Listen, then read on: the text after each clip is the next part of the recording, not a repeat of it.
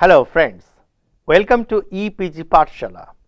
I am Dr. Joydeep Shodungi, Associate Professor, Department of English, Jogesh Chandra Chaudhary College, University of Calcutta, Kolkata. We are into Module 10, Development of Comedy in the Middle English Period. This module is written and prepared by Dr. Gargi Talapatro, Bhavanipur Education Society, Kolkata, West Bengal. Friends, in this particular module, we are going to learn the traces of evolution of English comedy during the Middle English period. We have had understanding of the temper and the sentiment of the age. We have also understood the adaptability and the associated images, audience, theatre type, and the performance and the society of the Middle English period. Now, this is the time that we are going to trace out the evolution and development of Middle English drama with special reference to comedy. Comedy in English drama originated gradually with the secularization of drama and the introduction to the vernacular in order to represent the familiar components of the contemporary society. Through the medieval ages, the comic elements on the stage came to be shaped and nurtured in the forms like miracles, moralities, and interludes. Drama as a form of literature has always represented and responded to social needs and the changing social structure of the particular notion or nation to which it belongs. The development of comedy in English drama can be traced back to the medieval English society. Since thus, comedy became a form of actually enabled the scope of originality in English drama, even while operating within the restricted framework of miracles and moralities. As it came under the classical and Latin influences, with the passage of time and space, it evolved as a complete form in itself. Thereby, it prepares the stage for the Elizabethan audience and performance. Friends, we should have a feel of the social background of the time. Now, possibly you have understood that the drama moved out of the control of the church and was taken up as a form of entertainment carried out by the emerging trade guilds. As English drama moved out from the miracle to the morality, the comic gradually came to be manifested in the ludicrous behavior of the views. However, the comic elements in English drama became more pronounced with the evolution of the interludes. Addressing directly the social and political context of medieval England, the interludes provided a space to contextualize the comic elements with respect to the contemporary society. The actual development of comedy as a form was influenced by the classical writers like Plautus and Terence.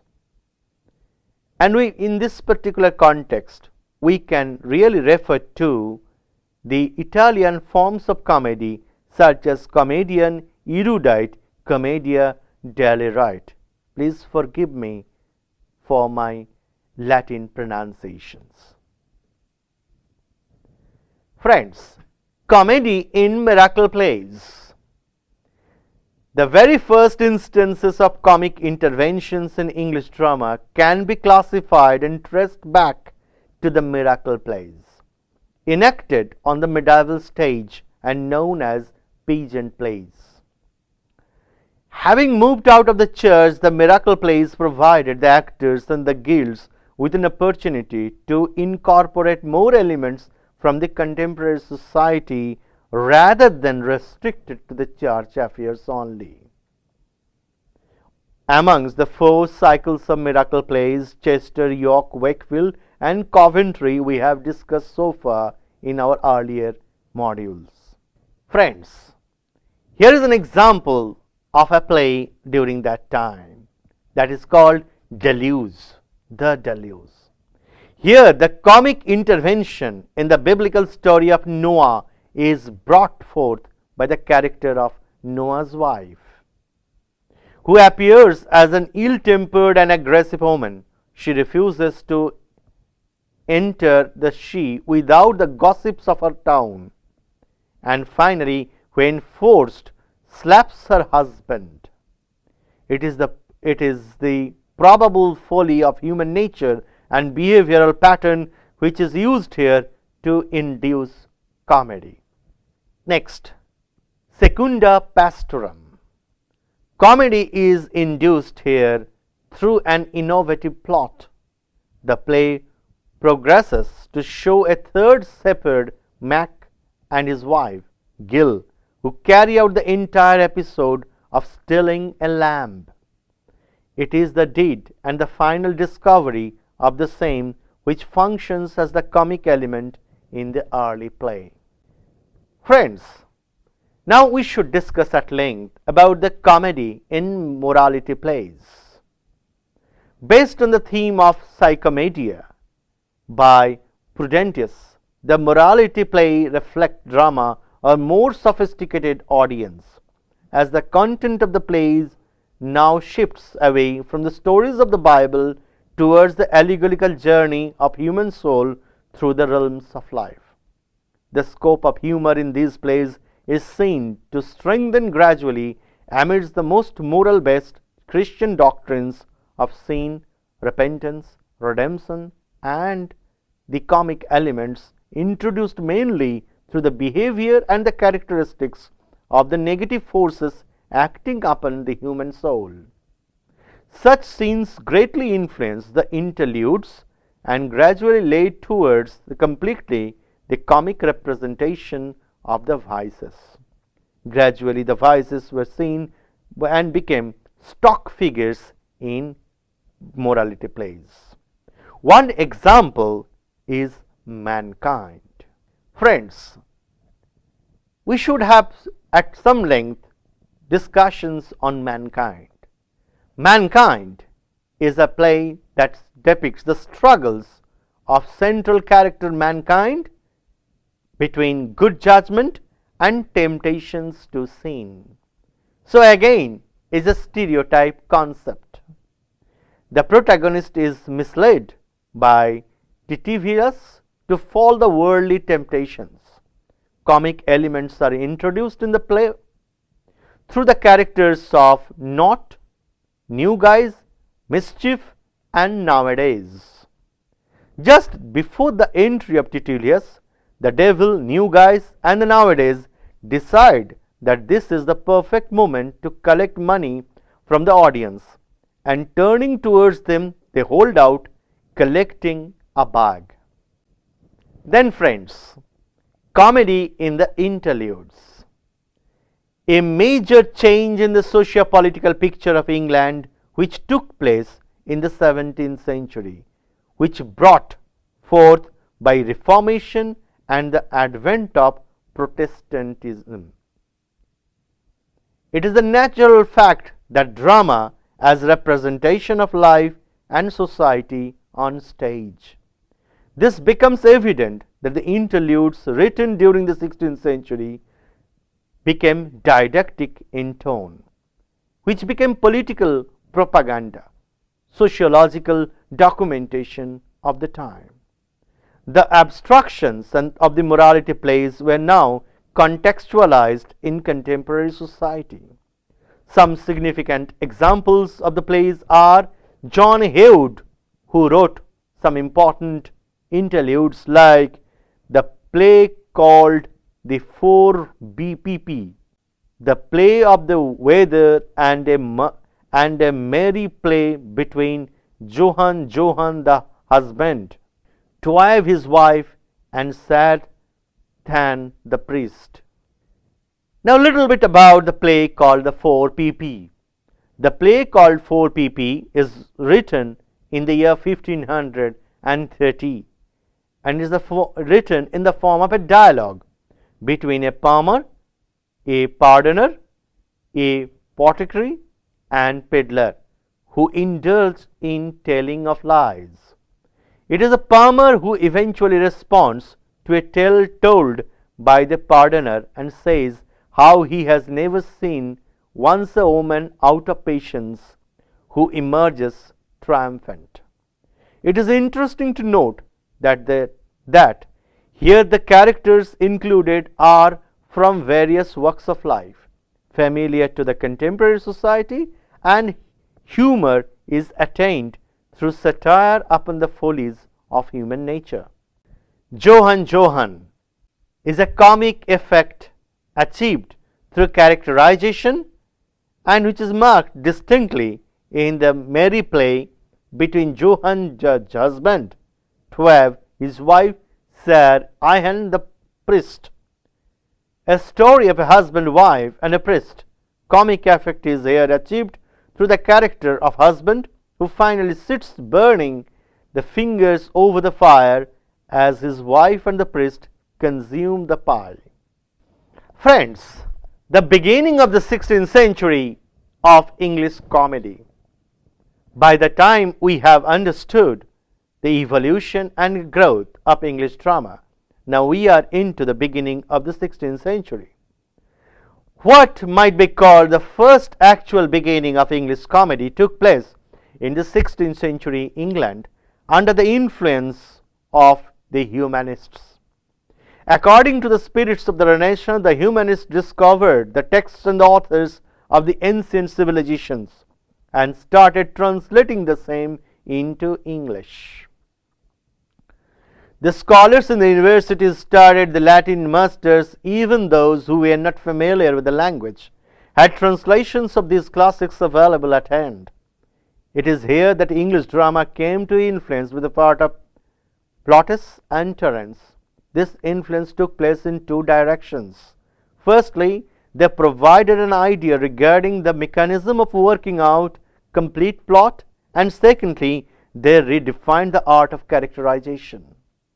Apart from the classical writers, a major influence on the development of a comedy in England, that two schools of drama produced by the Italy in the time of the Renaissance. Number one, Commedia erudita and Commedia dell'arte. It continued to influence English comedy through the 16th and the 17th centuries. In the previous modules we have already discussions about the first English comedy, Ralph Roister Doister by Nicholas Adele. Ralph Roister Doister stands out as the first complete comedy written in English. The central character is Roister Doister. The figure of the comic vice of English morality tradition is transformed to acquire the character of Matthew Marigix, who is no longer an attendant to the devil but a boastful protagonist. The plot of the play moves around a rich widow Christian Constance and to engaged in a merchant named Gavin Goodluck. Ralph Roister, being incited by a friend, tries to woo Christian Constance. However, he does not succeed. He then tries to break them apart by force, but ultimately is defeated and elopes. The play ends with a happy note. Then, friends, there is another comedy of importance called Gamma Gutton's Needle by Mr. S. The story of the play moves around the loss of Gamma Gutton's needle and the consequent intrigues and the jealousies. The needle is eventually discovered by the deacon of the Bedlam, the central comic character in the play. Interestingly, Deacon embodies a blend of comic portrayal of the medieval vice and the classical parasite. Nevertheless, through his mannerisms, his rustic background, country dialect, naturalistic dialogues make him thoroughly an English character. Friends, Supposy by the George Gascoigne It is an adaptation of Ariosto's Suppositi in 1519, an Italian comedy of intrigue. The play remains noteworthy not only to the content but also to the medium. Until now, the medium of comedy in English drama had been largely verse. From the mysteries to the moralities and then to the interludes, plays were so far written in some of other stanzaic form. It was with Suppositi English comedy transcended the material medium, altogether attained the first comic play written in prose. The story of the play is based upon the central character Ariosto, who changes place and the servant in order to win the love of Polynesta. Friends, to conclude this particular module, we must say that in this module we have traced back the development of English comedy in the Middle English period. We have had discussions on three major texts during this time. We have also had enough discussions on the features and the tendencies of growth and the sociological and political background of staging these plays in time. On the whole, the development of comedy during the Middle English period had cast a spell on the drama proper in the days to come. For useful links, please have a look on the screen.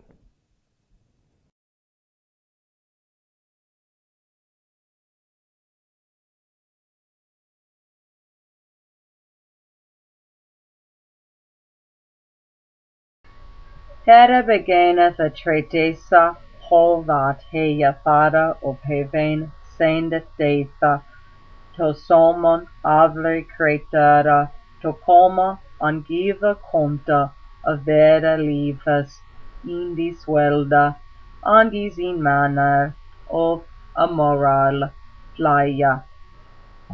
I praia o give your audience, and here this matter with reverence, befigure a moral playa, the summoning of every man, whole it is, that of our lives unending, shall this how transitory way be all day.